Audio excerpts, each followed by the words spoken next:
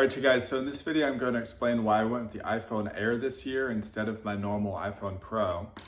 So the first thing was the colors, right? So I was deciding between the orange, which would be kind of cool because it'd remind me of sort of the orange and the dream of California, right? There's this documentary I watched a while back called LA Foodways.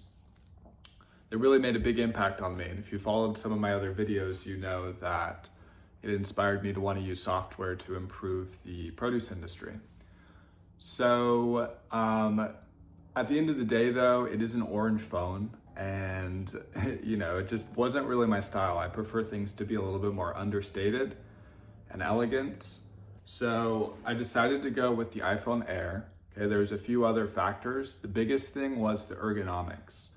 So you can tell, is it in this video? Yeah, this thing right here, that back roller, right? There's like a huge knot in my back right behind my shoulder because of always holding my phone, okay? Using my phone, using my thumbs, going on the mouse. It's like all the nerves and muscles that connect to my spine. That connection right there is always super knotted up. And so I have to always undo it with this back roller.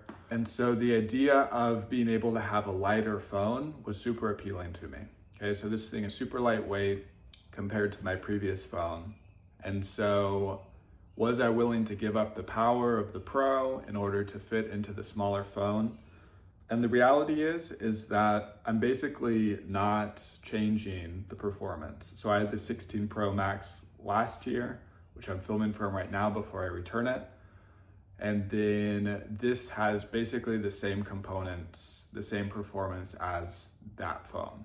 Okay, so I'm just staying the same instead of upgrading, but I'm getting a much more compact, better form factor. Okay, now of course there's the other compromise, which is the camera. So instead of having the 3 cameras, there's just 1 camera. But honestly, the camera has gotten in the way when you're trying to zoom in when you're doing a video, because it like shifts and it'll change the focus and it's really obnoxious.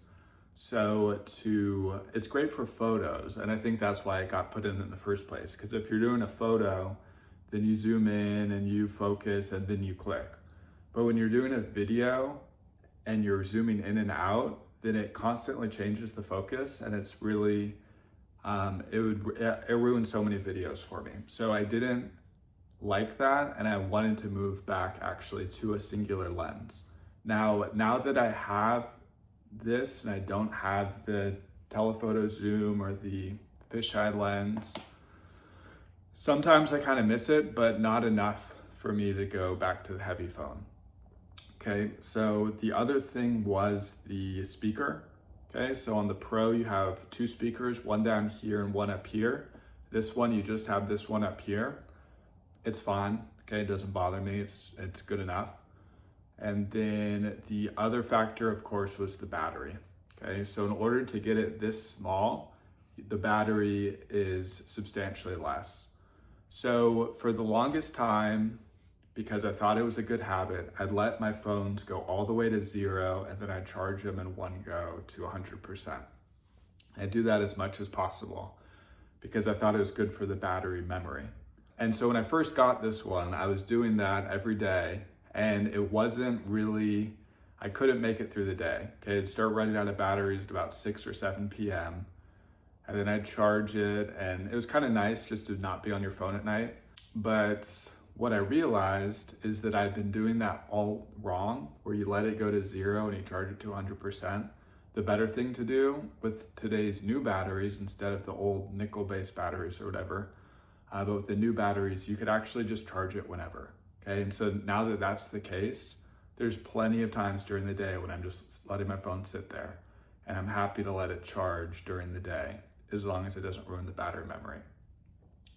So with that being the case, totally fine. I could just charge it a few times, or really just once, top it up during the day once, and it's good to go, okay? And to be able to have this form factor where I don't have to use so much muscle in order to hold it up here. You could even hold it a little bit higher so you're not wrecking your neck.